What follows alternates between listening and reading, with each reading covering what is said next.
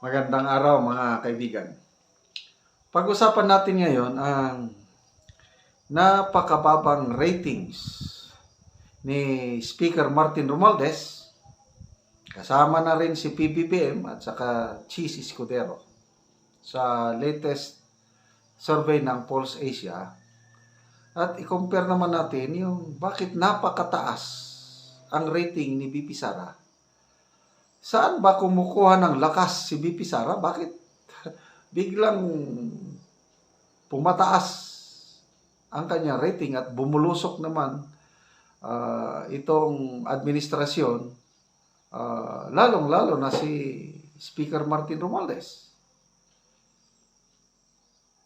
Despite yung mga ayuda nila, billions of resources nila, bakit pababa ng pababa? Spaghetti, pababa. Si BP Sara naman is pataas ng pataas. Ito, may nabasa akong post ni Ragasa Jr. Ditz 46 minutes ago na parang sagot sa tanong. Ano bang, lalo na si Speaker Martin Romualdez, ano ba bang kulang niya?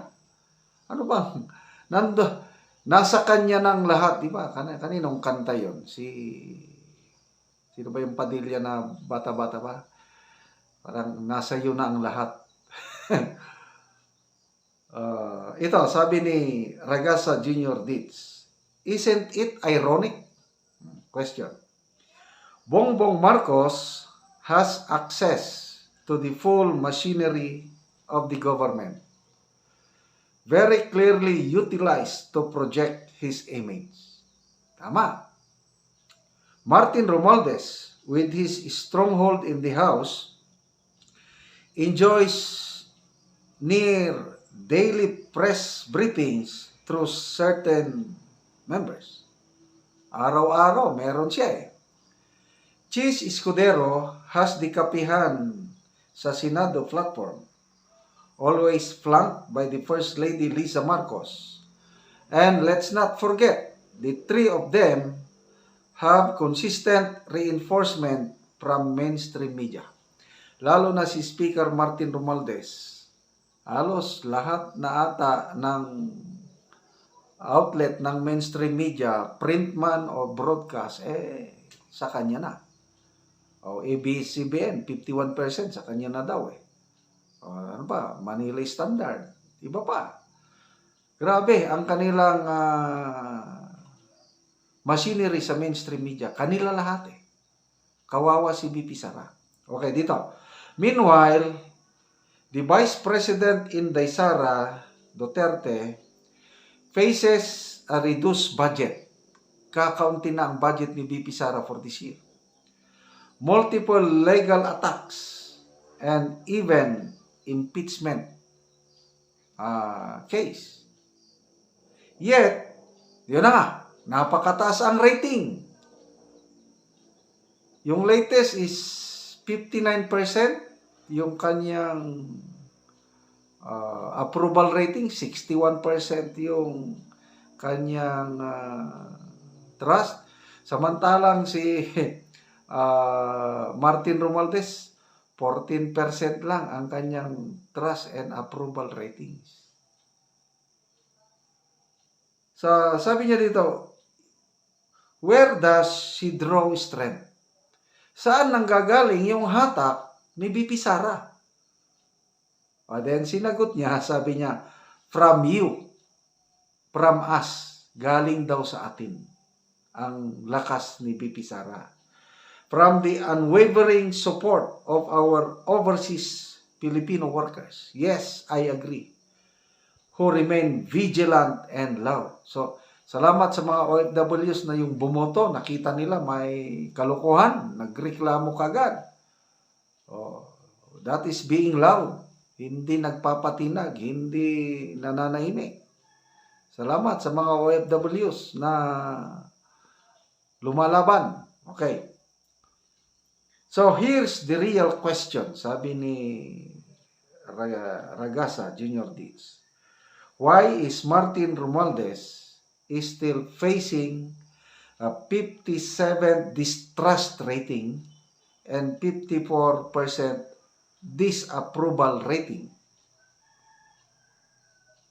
Despite managing a staggering, take note, ang resources ng speaker, 132.4 billion in ayuda and over 300 billion in DPWH insertions for 2025. Grabing resources. Ginagamit na ngayon. Dinidistribute na. Sabi ni Mr. Rigoberto Tiglao, paubos na daw eh. Paubos na. Billions. Yung rating nila, pababa ng pababa eh. Bakit? Kaya naaalarma na daw sa kabilang bakod. Mga financiers nila, daw yung mga nabasa kong post, umaaray ng mga financiers, ayaw nang magsuporta. Kasi ang mga financiers, marunong yan eh. Tinitingnan nila yung survey. Ang survey, pataas na ang si VP Sara, pataas na ang PDP Laban. Nag-iisip ang mga financiers. So, what more does he need to do? Itong si speaker ba? Ano pang kailangan niyang gawin? Why is it so hard for the Filipino people to love this speaker? Na-vlog ko na yan kanina. May nag-post na basa ko. So ito, panibagong post. Bakit napakahirap ibigin ng mamamayang Pilipino si Speaker Martin Romualdez despite sa billions of ayuda, buhos, bumabaha o bumabagyo, alayulanda. Ang tao naman tanggap ng tanggap. Marunong ng mga tao. Okay. Ito ang sagot ni Regasa Diz. Maybe, sabi niya, just maybe, the people can't be fooled anymore. Maybe resources alone can't buy trust. Agree ba kayo? Hindi na nila kayang lukuhin ang taong bayan ngayon. Wais ng taong bayan. Ayuda! Sige! Ibigay niyo ang ayuda, tanggapin namin. But ayuda o resources, hindi mo mabibili ang pagmamahal. Hindi mo nabibili ang tiwala ng taong bayan.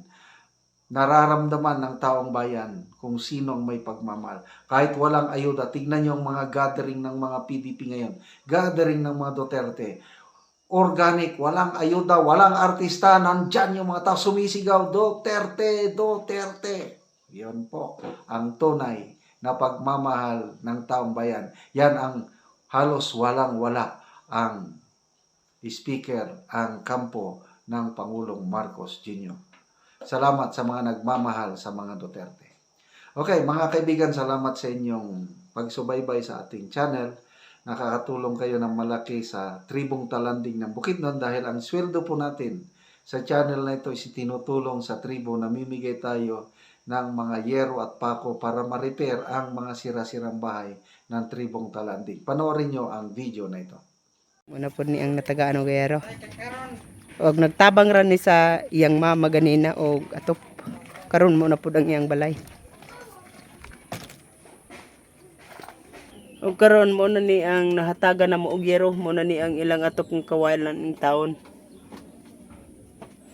So mag-atop na ni sila karon.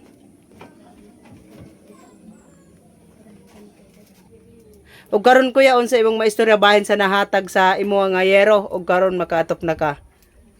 Salamat sa video o sa Ginoo nga hatag aning kuan sin nga hinabang. Oo. Friend.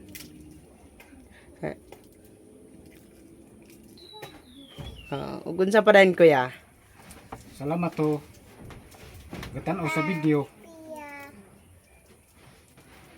Na naginabang og sin. Oo. Sa 63 nami nga tabangan og sin. Sa 63. Hinaton ta sa sunod hinabang. Ang kabitanan. Salamat kayo. Hinatunta sa sunod nga pagkuan niya sa sunod sa panahon Oo. sa paghinabang. Salamat kayo. Dagan pa diyan nang inahanglan diriya. gawas sa 63 nga natabangan na. Dagan pa. Dagan pa. Ay. Pila din mo kuya tanan diri kabalay nga kanang diri nga sitio sa Sitio Garden na tanan. Burag 61 paingon sa bando. Kabalay. Kanang entero sa bando pila gid mo tanan kay 63 naman ang natabangan. 63. Oo. 60 kapin. Hapit magsitinta siguro ng balay diri. Hapit magsitinta. Oo. Oo. So sa tabok, di agit sa mga sitinta. Sitinta pils tabok. Oo. Oo, okay. Kuan man. O kining imong balay kuya, pila naman ni ka tuig ngayon ani na ang iyang atok. Pila na siya ka Kani tuig? siya, pagtaon nako, burag 5 na katuig. 5 na ka tuig. Oo, 5 na. Karon Oo. pa ginilisan, salamat kayo. Sige, salamat kaya.